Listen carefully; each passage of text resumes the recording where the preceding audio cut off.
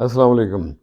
اللہ سے دوستی کرنا ہو تو اس کے بندوں پہ مہربان ہونا پڑتا ہے، کیونکہ عبادت سے پارسائی اور خدمت خلق سے خدا ملتا ہے۔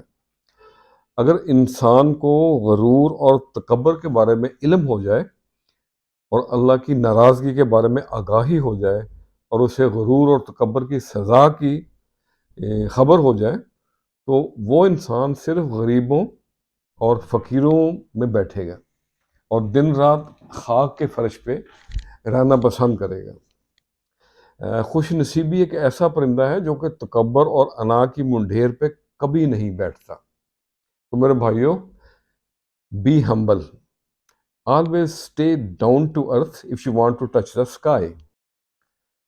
جو انسان جتنا مطمئن رہتا ہے اتنا ہی وہ دولت مند ہے،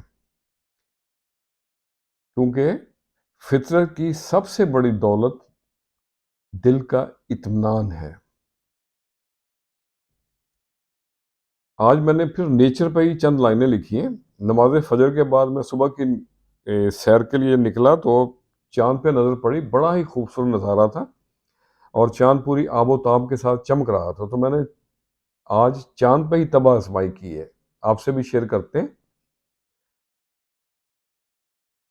ڈھلتی رات کا پورا چاند، ڈھلتی رات کا پورا چاند کر دے یہ تاروں کو ماند، آنکھ مچولی کھیلے یہ بادل اوڑھ چھپ جائے چاند، دور آکاش پہ چاند، دور آکاش پہ شان دکھائے سب کا ساتھی سندر چاند، ہر موسم ہی لگے سہانا ساتھ میں ہو گھر اپنا چاند، پھرتا ہے یہ نگر نگر متلاشی ہے یہ کس کا چاند، یادوں کی بند گلی میں اداس لگے ہے تنہا چاند، چاند اکیلا اور تنہا وہ، چاند اکیلا اور تنہا وہ، مل بیٹھیں گے دونوں چاند، روشن روشن کرنیں اس کی آسمان پہ یکتا چاند، خاطر میں نہ لائے کسی کو، خاطر میں نہ لائے کسی کو، حسن اپنائے اپنے پہ اترائے چاند،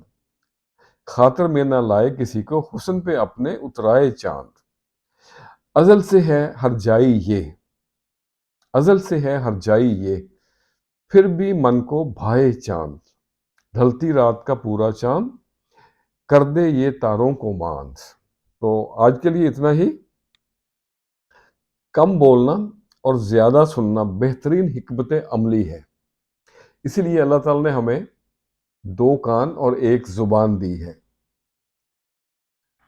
تو اللہ کرے کہ ہمیں اس کے استعمال کی صحیح عادت پڑے، خوش رہیں اور سب کے ساتھ آسانیوں کا سبب بنے۔